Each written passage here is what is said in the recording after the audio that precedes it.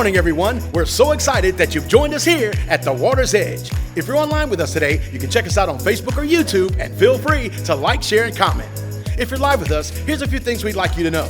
We have nursery and kids church available right across in the lobby. And also, we're always in need of volunteers, so if you want to get plugged in, you can email us at watersedgevolunteer@gmail.com, or you can text your contact info to 318-381-2676. And remember, if you know anyone that's struggling, please invite them to church or share our online content with them, because this is a place where broken people belong and everyone is welcome. We have a full experience for you guys this morning, so get ready to worship with the Water's Edge Band and receive a message from Pastor Tony.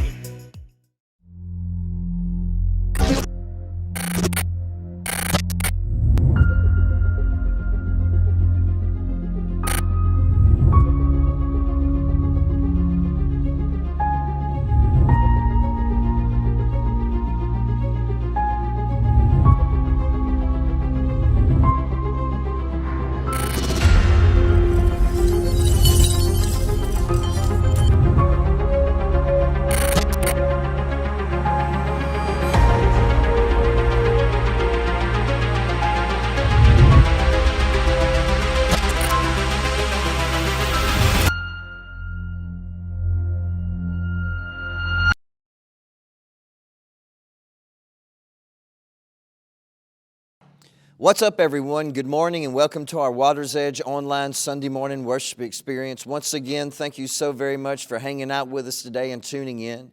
For those of you that continue to like and share these online digital experiences with your circle of influence, thank you so very much for doing that. Continue to do that. We have people tuning in from all over the place. Also, for those of you that continue to worship with us through generosity and giving online and meeting our new $10 challenge, thank you so very much for doing that. That allows us to help more people, love more people, feed more people, and serve more people. In fact, our next food pantry is coming up next week, and we expect to bless and help a lot of people from our community on that day, all because of you worshiping with us through generosity. Also, stay tuned for right after my message for a time of worship with the amazing Water's Edge Band. Today, we finally finish up with our current series entitled The Investigation. I studied this information from Pastor Andy Stanley. It meant so much to me that I thought I would share it with you. And like we all know that when you investigate, you have to do some digging. And as we move on and finish up with part 6 today, in this series today, this is what we're diving into.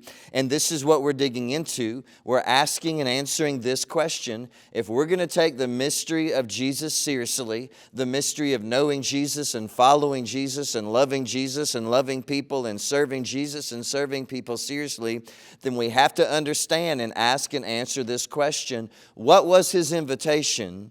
What was his real invitation for you and for me and for everyone all throughout history? What was Jesus inviting us to do? What type of life was he inviting us to live? Now, all throughout the scriptures, the first disciples and the first followers made this very, very clear over and over and over again. In fact, right after the crucifixion and the resurrection of Jesus, before he ascended back to be with the Father, one day he took Peter, James, and John on top of a mountain, and on top of that mountain they saw Jesus in his glorified state, also with Moses and Elijah. And later on in Peter's life, this is what he wrote about that very experience, a real life experience for him. 2 Peter chapter 1, verses 16 through 18. Notice this today. For we are not making up clever stories when we told you about the powerful coming of our Lord Jesus Christ. We saw his majestic splendor with our own eyes. With our own eyes we saw that when he received honor and glory from God the Father. The voice from the majestic glory of God said to him, "This is my dearly loved Son who brings me great joy." We ourselves heard that voice from heaven when we were with him on that holy mountain. We saw this. We experienced this. We heard this. We were eyewitnesses. No myth, no fable, no fairy tale, no religion, no tradition, no made-up story. This was reality, and this was a very real relationship with God, a very real relationship with Jesus Christ. Now, if you're just joining us for this series called The Investigation, let me give you some background. In this series, we've been looking at the four Gospels, Matthew, Mark, Luke, and John, and we pointed this out. When Matthew, Mark, Luke, and John were writing their Gospels, the first four books of the New Testament, they had no idea that they were writing something that would one day be considered a part of the Bible, one day considered religious literature, one day considered a part of the Scriptures. When they were writing their Gospels about the life of Jesus, the love of Jesus, the teachings of Jesus, the miracles of Jesus, the compassion of Jesus, the service of Jesus, the death of Jesus, the resurrection of Jesus, and the ascension of Jesus, they were just writing down what they saw with their very own eyes, heard with their very own ears, and experienced with their very own lives. And we talked about this. The question to wrestle with is not, is God real? Or is God really there? Or is God out there? Or is there something to this relationship with Jesus thing? That's not the question to wrestle with. The question to ask is this: are the four Gospels actually reliable accounts of the life of Jesus? And we believe that they are, because even if they're somewhat reliable, then we must take following Jesus very, very seriously, because if they are reliable, then Jesus was who He claimed He was. He is who He claimed He is, and we have to take following Him very seriously. Even Luke, because we've been in the Gospel of Luke, even Luke started off his Gospel in this way that many people have set out. Many people have set out to write the accounts of the life of Jesus, and they wrote many things about Jesus, and he said that we were all eyewitnesses of the life of Jesus, and we just documented this down. Now, a question: why would we follow Jesus today? And is there something to this Jesus thing and this relationship with Jesus today? And when it comes to investigating the faith, do we believe that Jesus is who He says that He is? Several years ago when I lived in Starks, around Christmas time, one time I drove to Beaumont and I went to the mall to do some Christmas shopping. That tells you how long ago that was. It was right around the early 90s, the early 2000s. This was back before everyone did their shopping on Amazon Prime. So I went to the mall in Beaumont. Starks was kind of like right in the middle. You could be in Lake Charles at the mall in 35 minutes, or you could be in Beaumont at the mall in 35 minutes. And so on this day, I went to Beaumont. I was shopping there. And on my way home on the interstate back to Starks, Starks is right over the Texas border coming into Louisiana, this person in a car gets right up behind me and they start following me and they start waving me over. I had no idea who they were. I was kind of scared. I thought maybe I cut them off on accident and they were going to beat me up, or maybe my car threw a rock and it busted their windshield and they were upset with me, but they kept waving for me to pull over. I got off the interstate thinking, hoping that I was the wrong person. When I got off my exit, they got off the same exit. I went through Orange. I went through Deweyville, Texas. I crossed the border into Starks. They followed me the whole time, honking, waving, asking me to pull over. And I thought, man, if I could just make it home, they're going to see I am not who they think I am. So I drive all the way to my house. They follow me all the way on my bumper, honking, asking me to pull over. And I thought, well, this is where it ends. This is where I'm going to die. I'm going to die in the front yard of my home in Starks. This is a hatchet murderer. They're about to kill me. And so then I thought, well, I'm going to go all the way to my house. And once they see the driveway that I pull into and the house that I pull up to, that's when they're going to understand that I am not who they think I am. They're going to keep driving. Nope, that's not what happened. I pulled into my driveway. I pulled up to my house. They pulled right up behind me. When I get out of my car, they get out of their car. And this is what the guy says: "Hey, Derek, how you been?" I said, "Man, my name's not Derek. My name's Tony." He goes, "Stop playing. I know it's you, Derek. I haven't seen you in a long time, but how you been?" I said, "Hey, man, I'm not Derek. I'm Tony." He goes, "Derek, stop playing. I know it's you." I said, "Hey, man, I'm not Derek. My name's Tony Bork. I pastor the church right down the road. My dog right here, her name is Foxy. I am not who you think I am." He goes, "Are you sure you're not Derek?" I said, "I am sure I am not Derek. My name is Tony." He goes, "Well, sorry about that. See you later."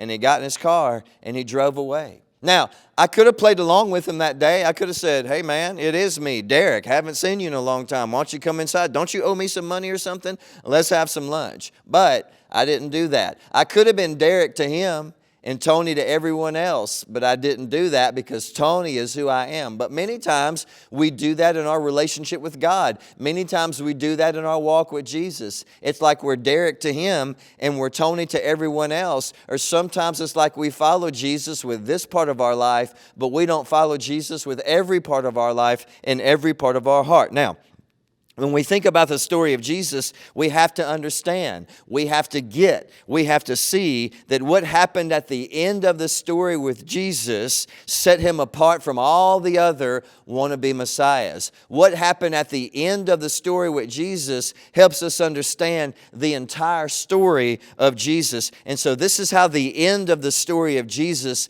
begins. We move on today in Luke chapter 23, verse 33. If you're still with me, Sam's still with you. When they came to a place called the Skull, they nailed him to the cross, and the criminals were also crucified, one on his right hand and one on his left. If you'll notice, there aren't many details in the Gospels about crucifixion. It just says to take up your cross. It just says that someone was crucified, Jesus, two other criminals, but it doesn't really tell you all the details about crucifixion. We find that in other parts of historical writings, and the reason why is because everyone back then had seen crucifixions from the Romans, and they had seen so many of them, and they were so awful that they really didn't want to see another one. Everyone back then knew all the details of crucifixion. It was a way to torture you and keep you alive in pain and dying for as long as possible. It was the most painful way to die. It was the most awful way to die. In fact, right after the resurrection of Jesus, the cross was not the early symbol of Christianity. That would have been like walking around with an electric chair on your t-shirt talking about your faith. It was public execution back then. Back then, the ichthus, the fish, was the first sign of Christianity. But back then, they didn't need any more details of crucifixion because they had all seen so many. And so they crucified Jesus, and then from the cross, Jesus says something so remarkable and so unsettling that it stuns the crowd. And it's actually the example that we're all called to follow. It's the invitation that we're all invited to give our lives to. It was stunning, but it also makes sense. It was stunning, but it also made sense because Jesus died how he lived. Let me say that again. He died how he lived. And it's actually the example and the invitation that he's calling all of his disciples to follow all throughout history. He invites us to not be like those people that don't like us. He invites us to not be like those people that treat us harshly. He invites us to not be like those people who threaten us, who project their insecurities onto us. He invites us to not be like those people who hurt other people and manipulate other people. He invites us to not be like those people who mistreat other people and who get revenge and who can't control their anger, who cannot control their reactions and their impulses. Notice what he does from the cross. Luke chapter 23, verses 34 through 38. Notice this. Jesus said, "Father, forgive them." He's hanging on the cross. He knows we all put him there. And this is what he says, "Father, forgive them, for they don't even know what they're doing." And the soldiers gambled for his clothes by throwing dice. The crowd watched, and the leaders scoffed. "He saved others," they said. "Let him save himself if he's really God's Messiah, if he's really the chosen one." The soldiers mocked him too by offering him a drink of sour wine. They called out to him, "If you're the king of the Jews, save yourself." And then they put a sign above his head that said this was Jesus, King of the Jews. Now, when you see this happen today, when you see someone forgive and love like this today, and when someone loves you and forgives you like this today, and you have no idea if you deserved it or not, it's stunning, but it also is very humbling. And the cross teaches us this, because the cross also teaches us that we would not and we should not react the way the world reacts. The cross teaches us to love and forgive just like Jesus. But it also shows us, and it gives us the example, to never react the way the world reacts. When Jesus calls us to live like this is why we know. And this is when we know, and remember this today, that Jesus has more people that admire him instead of follow him. Jesus has more admirers today instead of followers, because when we finally understand that Jesus calls us into a life of forgiving and loving no matter what, a life of controlling our reactions and our impulses, a life of giving up our life to follow him, that's when we finally get it. That's when we finally understand Jesus has many more admirers than followers. But when you see someone today who reacts and loves and forgives like this, then you know they follow Jesus. They don't just admire Jesus. And Luke actually documents this invitation, the invitation that Jesus gave with his life for our life. He gave with His life for our life. And it was actually at the end of the story that helps us understand all the other stories like this, like we're about to look at. It was what happened at the end of the story on the cross as Jesus was being murdered and executed publicly. When He said, Father, forgive them, for they don't know what they're doing. It helps us understand statements like this. Luke 9:23-25. Then Jesus said to the crowd, if anyone wants to be my follower, you must give up your own way. Take up your cross daily and follow me. If you try to hang on to your life, you will lose it. But if you give up your life for my sake, you will save it. And what do you benefit if you gain the whole world, but you were lost or destroyed? Give up your reactions, take up your cross, and follow Jesus. Give up your impulses, give up your anger, give up your unforgiveness, take up your cross, and follow Jesus. Give up your need to put yourself first. Give up your pride, give up your feelings, and take up your cross and follow Jesus. Now, that phrase, to give up your life and give up your own way, to take up your cross, back in the days of Jesus, this is what it meant. And notice this today. If you're still with me, say I'm still with you. It meant to give up your independence. Spiritually, in your heart, give it up. Depend on God now for your hope and strength. Take up your own cross and give it up. Depend on God now for your purpose and direction. Take up your own cross and give it up. Depend on God now for your forgiveness, for your soul, for your future, for your significance in life. Take up your own cross and give it up. This is what divides an admirer of Jesus from a follower of Jesus Christ. And this is what separates the two even more. This is what separates people who admire Jesus from people who follow Jesus even more. And notice this today. We do all of this daily. We give up our own way into the life of Jesus daily. We take up our own cross and we deny ourselves every single day. Not a one-time decision, but we do this daily as followers of Jesus Christ. Admirers do it every now and then just to get the guilt off of their back. But true followers and disciples of Jesus Christ do this every single day. Do you and I follow Jesus in this way? Do we follow Jesus in this way? Does this describe our relationship with God and how we follow Him? Do we give up our pride daily and follow Him? Do we give up our reactions and our impulses and our lack of self-control daily and follow Him? Do we give up our grudges and our unforgiveness and our independence and our bitterness daily? Do we give up our temptations daily and follow Jesus? Listen, something else that Jesus points out is very, very important. And notice this, that whatever you cling to in this life eventually loses its value. That's why He said, if you try to save your life for your sake, you're going to lose it. But if you give up your life for my sake, you're going to find it. You say, Tony, what in the world does that mean? This is what it means, and notice this today. It means following Jesus with your life is what helps you. It's the only thing that helps you find true purpose and significance in this life. If you want to find true significance in this life, if you want to find true purpose in this life, then you have to give up your life to following Jesus, because everything else that you cling to in this life eventually loses its value. Our stuff will fade away. Our money will fade away. Our image will fade away. Our reputation will fade away. Our plans will fade away. Even some of our earthly relationships will fade away. But there's one relationship in this life that'll never fade away, and it'll never lose its value, and that is the priceless and precious relationship that we have with God through the Lord Jesus Christ. We cling to that. We hold on to that. We give up our life and our independence for that relationship, because everything else in our life that we cling to one day will fade away and lose its value.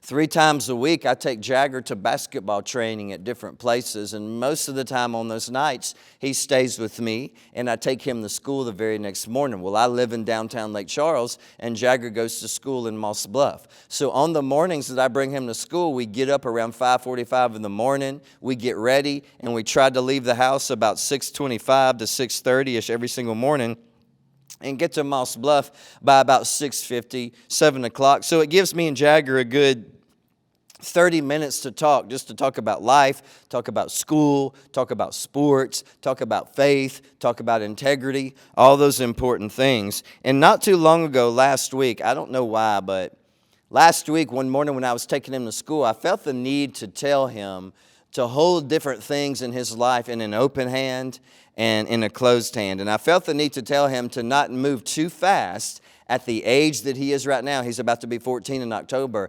To not move too fast with his relationships that he has right now, with some of his friendships and some of his relationships, and to hold everything that is not crucial to his future in an open hand, and to only hold a few important things in his life in a closed hand, meaning there are certain things in his life at his age right now that's going to feel important to him at this time. But some of those things, in fact, most of them are going to fade away and let him down. Certain relationships, his stuff, his image, his feelings. So hold those things in his life with an open hand, which means hold them in your life, but let them slip away when they need to.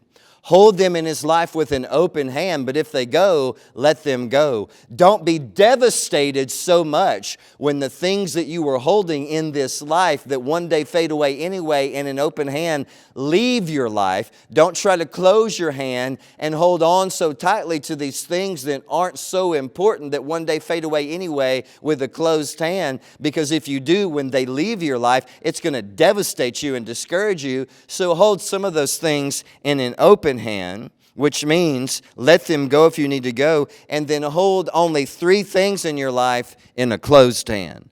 Hold everything that one day fades away in an open hand. Hold 3 things in this life with a closed hand.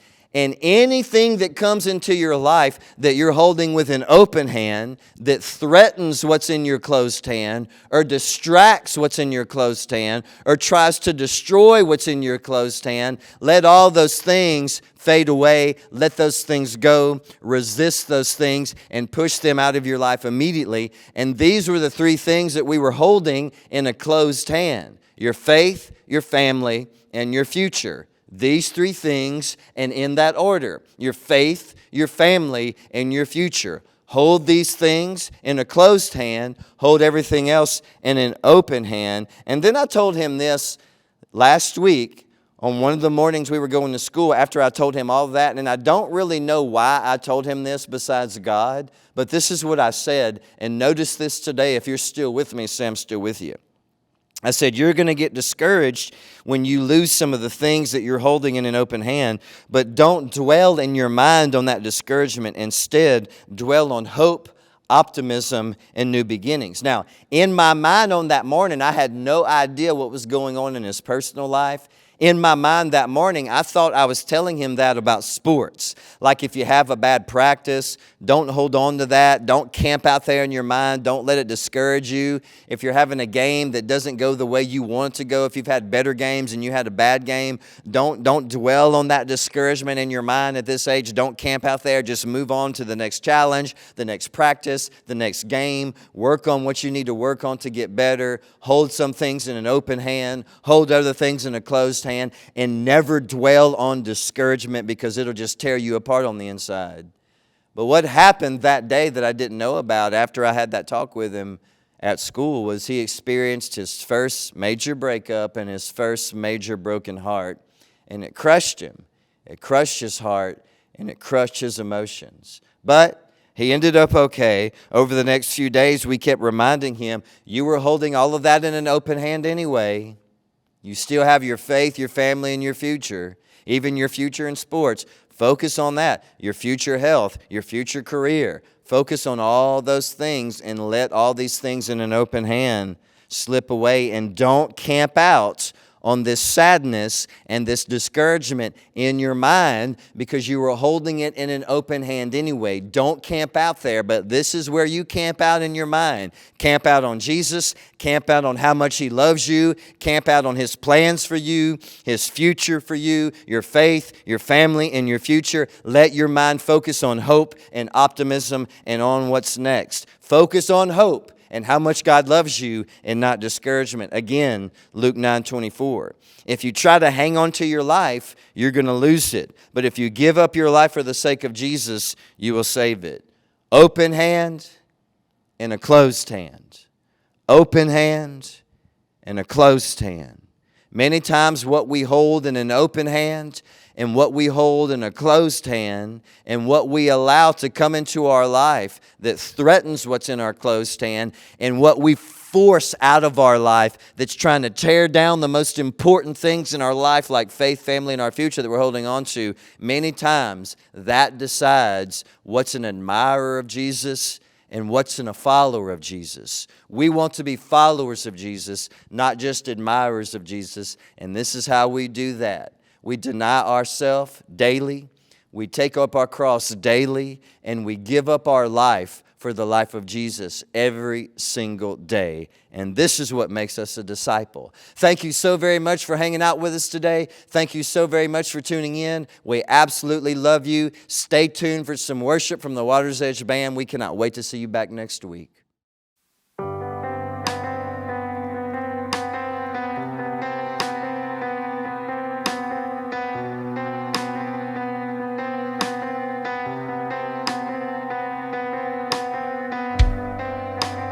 Worthy of every song we could ever sing, worthy of all the praise we could ever bring, worthy of every breath we could ever breathe. We live for you, oh, we live for you. Jesus, the name above every other name. Jesus, the only one who could ever save. Worthy of every breath we could ever breathe. We live for you, oh, we live for you. Holy, there is no one like you. There is none beside you. Open up my eyes and wonder. Show me who you are and fill me with your heart and lead me in your love to those around me.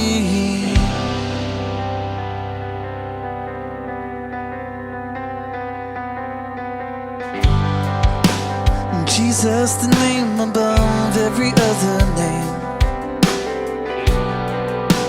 Jesus, the only one who could ever save.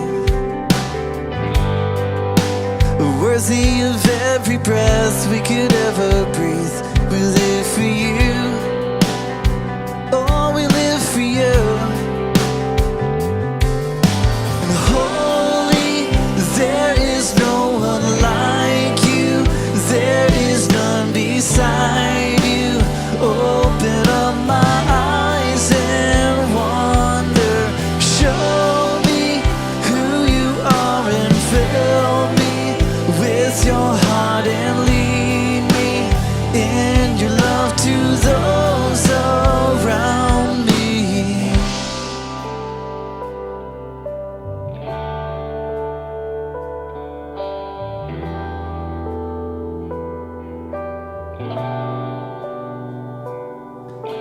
And I will build my life upon your love.